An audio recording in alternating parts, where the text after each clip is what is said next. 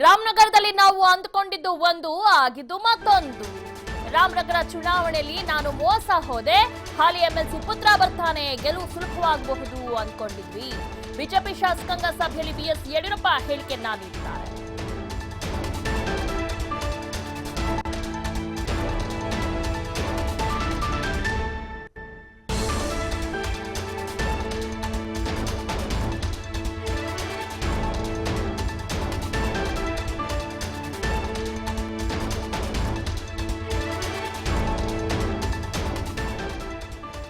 ರಾಮನಗರದಲ್ಲಿ ನಾವು ಅಂದುಕೊಂಡಿದ್ದು ಒಂದು ಆಗಿದ್ದು ಮತ್ತೊಂದು. ರಾಮನಗರ ಚುನಾವಣೆಯಲ್ಲಿ ನಾನು ಮೋಸ ಹೋದೆ, ಹಾಲಿ ಎಂಎಲ್ಸಿ ಪುತ್ರ ಬರ್ತಾನೆ, ಗೆಲುವು ಸುಲಭವಾಗಬಹುದು ಅಂದ್ಕೊಂಡಿದ್ವಿ. ಬಿಜೆಪಿ ಶಾಸಕಾಂಗ ಸಭೆಯಲ್ಲಿ ಬಿಎಸ್ ಯಡಿಯೂರಪ್ಪ ಹೇಳಿಕೆಯನ್ನ ನೀಡಿದ್ದಾರೆ. ಬಿಜೆಪಿ ಶಾಸಕಾಂಗ ಸಭೆಯಲ್ಲಿ ರಾಮನಗರ ಚುನಾವಣೆ ಸೋಲಿನ ಬಗ್ಗೆ ಚರ್ಚೆ ನಡೆಸಿದ ಸಂದರ್ಭದಲ್ಲಿ ಯಡಿಯೂರಪ್ಪ ಈ ಹೇಳಿಕೆಯನ್ನ ನೀಡಿದ್ದಾರೆ.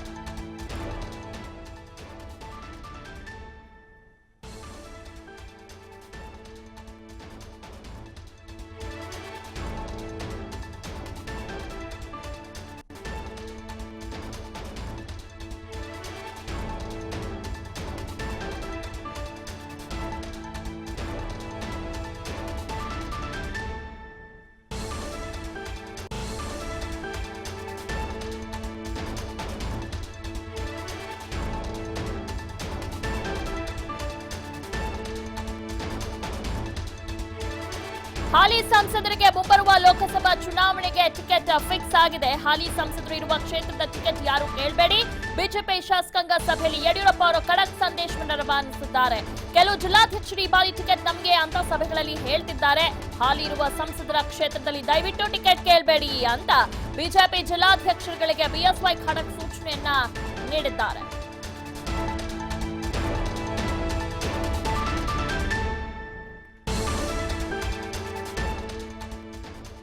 ಓಕೆ, ಬಗ್ಗೆ ಹೆಚ್ಚಿನ ಮಾಹಿತಿಯನ್ನ ನೀಡ್ತಾರೆ ನಮ್ಮ ಪ್ರತಿನಿಧಿ ಪವನ್. ಮೊನ್ನೆ ಉಪಚುನಾವಣೆ ಸಂದರ್ಭದಲ್ಲಿ ಕೆಲವೊಂದು ರಾಮನಗರದಲ್ಲಿ ಚೇಂಜಸ್ ಆಯ್ತು. ಆಲ್ ಆಫ್ ಅ ಸಡನ್ ಒಂದ್ ರೀತಿ ದೊಡ್ಡ ಮಟ್ಟಿಗೆ ಶಾಕ್ ಕೊಟ್ಟರು ಕಾಂಗ್ರೆಸ್ ಪಕ್ಷದವರು ಬಿಜೆಪಿಗೆ.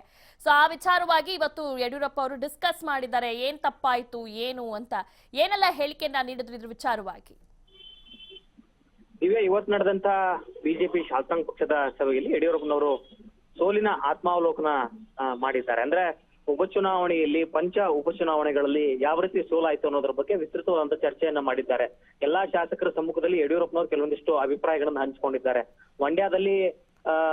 ಮಂಡ್ಯದಲ್ಲಿ ಯಾವ ರೀತಿ ಸಿಎಂ ಲಿಂಗಪ್ಪ, ಈಗ ಮಂಡ್ಯ ಮತ್ತೆ ರಾಮನಗರದಲ್ಲಿ ಯಾವ ರೀತಿ ಸೋಲುಗಳಾಯ್ತು, ರಾಮನಗರದಲ್ಲಿ ಸಿಎಂ ಲಿಂಗಪ್ಪ ಅವರ ಪುತ್ರ ಚಂದ್ರಶೇಖರ್ ಯಾವ ರೀತಿ ಕೈ ಕೊಟ್ರು ಅನ್ನೋದ್ರ ಬಗ್ಗೆನೂ ಕೂಡ ಸಾಕಷ್ಟು ಚರ್ಚೆ ಆಗಿದೆ. ಚಂದ್ರಶೇಖರ್ ಅವರನ್ನ ಬಿಜೆಪಿ ಕರ್ಕೊಂಡು ಬಂದು ಕ್ಯಾಂಡಿಡೇಟ್ ಮಾಡಿದ್ದು ತಪ್ಪಾಯಿತು, ನಿಷ್ಠಾವಂತ ಕಾರ್ಯಕರ್ತರಿಗೆ ಟಿಕೆಟ್ ಕೊಡುವಂತ ಒಂದು ಅವಶ್ಯಕತೆ ಇತ್ತು. ಈ ರೀತಿ ಇನ್ ಮುಂದೆ ಆಗಬಾರದು, ಕ್ಯಾಂಡಿಡೇಟ್ಗಳ ಆಯ್ಕೆ ವಿಚಾರದಲ್ಲಿ ಇನ್ ಮುಂದೆ ಜಾಗೃತೆ ವಹಿಸುವಂತ ಒಂದು ಅವಶ್ಯಕತೆ ಇದೆ. ಇನ್ಮೇಲೆ ಎಲ್ಲರ ಜೊತೆ ಚರ್ಚೆಯನ್ನು ಮಾಡಿ ಒಂದು ಸೂಕ್ತವಾದಂತ ಅಭ್ಯರ್ಥಿಯನ್ನ ನಿಲ್ಲಿಸುವುದಕ್ಕೆ ಇನ್ಮೇಲೆ ತೀರ್ಮಾನ ಮಾಡಬೇಕು. ಹೀಗಾಗಿ ಟಿಕೆಟ್ ವಿಚಾರದಲ್ಲಿ ಎಚ್ಚರಿಕೆಯನ್ನು ವಹಿಸಬೇಕು ಅನ್ನೋ ನಿಟ್ಟಿನಲ್ಲಿ ಇವತ್ತಿನ ಶಾಸಕಾಂಗ ಪಕ್ಷದ ಸಭೆಯಲ್ಲಿ ತೀರ್ಮಾನವನ್ನ ತೆಗೆದುಕೊಳ್ಳಲಾಗಿದೆ. ಅಂದ್ರೆ ಚಂದ್ರಶೇಖರ್ ಕೊನೆ ಕ್ಷಣದಲ್ಲಿ ರಾಮನಗರದ ಅಭ್ಯರ್ಥಿ ಆದಂತ ಚಂದ್ರಶೇಖರ್ ಕೊನೆ ಕ್ಷಣದಲ್ಲಿ ಬಿಜೆಪಿ ಕೈ ಕೊಟ್ಟು ಮತ್ತೆ ಅವರು ಅಲ್ಲಿ ಮೈತ್ರಿಯ ದೋಸ್ತಿ ಪಕ್ಷಗಳ ಅಭ್ಯರ್ಥಿಯಾಗಿರುವಂತಹ ಅನಿತಾ ಕುಮಾರಸ್ವಾಮಿ ಅವರಿಗೆ ಮತ್ತೆ ಬೆಂಬಲವನ್ನು ಸೂಚಿಸಿರುವಂತದ್ದು ದೊಡ್ಡ ಆಘಾತ ಇತ್ತು, ಬಿಜೆಪಿಗೆ ಮುಜುಗರ ಉಂಟು ಮಾಡಿತ್ತು. ಹೀಗಾಗಿ ಇಂಥ ತಪ್ಪುಗಳು ಮುಂದೆ ಆಗಬಾರದು ಅನ್ನೋ ನಿಟ್ಟಿನಲ್ಲಿ ಇವತ್ತಿನ ಸಭೆಯಲ್ಲಿ ನಿರ್ಧಾರವನ್ನ ಮಾಡಲಾಗಿದೆ.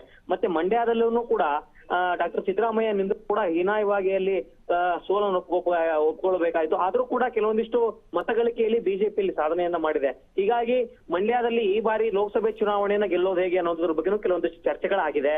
ಮತ್ತೆ ಹಾಲಿ ಇರುವಂತಹ ಸಂಸದರು ಏನಿದ್ದಾರೆ ಅವ್ರ ಕ್ಷೇತ್ರದಲ್ಲಿ ಟಿಕೆಟ್ ಆಕಾಂಕ್ಷಿಗಳ ಸಂಖ್ಯೆಗಳು ಕೂಡ ಹೆಚ್ಚಾಗಿದೆ. ಅಂದ್ರೆ ಕೆಲವೊಂದಿಷ್ಟು ಜನ ಕಳೆದ ಬಾರಿ ವಿಧಾನಸಭಾ ಚುನಾವಣೆ ಸುತ್ತಂತ ಕೆಲವೊಂದಿಷ್ಟು ಜನ ಮಾಜಿ ಶಾಸಕರು ಇರಬಹುದು, ಮತ್ತೆ ಜಿಲ್ಲಾಧ್ಯಕ್ಷರು ಟಿಕೆಟ್ಗೆ ಬೇಡಿಕೆ ಇಡ್ತಾ ಇದ್ದಾರೆ, ನಮಗೂ ಈ ಸಾರಿ ಎಂಪಿ ಟಿಕೆಟ್ ಕೊಡಿ ಅಂತ. ಹೀಗಾಗಿ ಹಾಲಿ ಸಂಸದರು ಏನಂದ್ರೆ ಅವ್ರ ಕ್ಷೇತ್ರಕ್ಕೆ ನಾವು ಟಿಕೆಟ್ ಕೊಡಲ್ಲ, ಯಾರಿಗೂ ಅವ್ರ ಹಾಲಿ ಸಂಸದರಿಗೆ ಟಿಕೆಟ್ ಫಿಕ್ಸ್ ಅನ್ನುವಂತ ನಿಟ್ಟಿನಲ್ಲಿ ಇವತ್ತಿನ ಶಾಸಕಾಂಗ ಪಕ್ಷದ ಸಭೆಯಲ್ಲಿ ಆ ಒಂದು ನಿರ್ಧಾರವನ್ನ ಯಡಿಯೂರಪ್ಪನವರು ಪ್ರಕಟ ಮಾಡಿದ್ದಾರೆ. ಈ ಮುಖಾಂತರವಾಗಿ ಶಾಸಕರ ಮುಖಾಂತರವಾಗಿ ಸಂಸದ ಸ್ಥಾನ ಅಂದ್ರೆ ಈಗ ಬರುವಂತ ಎಂಪಿ ಟಿಕೆಟ್ ಏನ್ ಆಕಾಂಕ್ಷಿಗಳಿದ್ದಾರೆ ಅವರಿಗೆ ಒಂದು ಸಂದೇಶವನ್ನ ಯಡಿಯೂರಪ್ಪನವರು ಇವತ್ತು ರವಾನೆ ಮಾಡಿದ್ದಾರೆ. ದಿವ್ಯಾ, ಓಕೆ, ಧನ್ಯವಾದಗಳು ಪವನ್ ತಮ್ಮ ಮಾಹಿತಿಗಾಗಿ.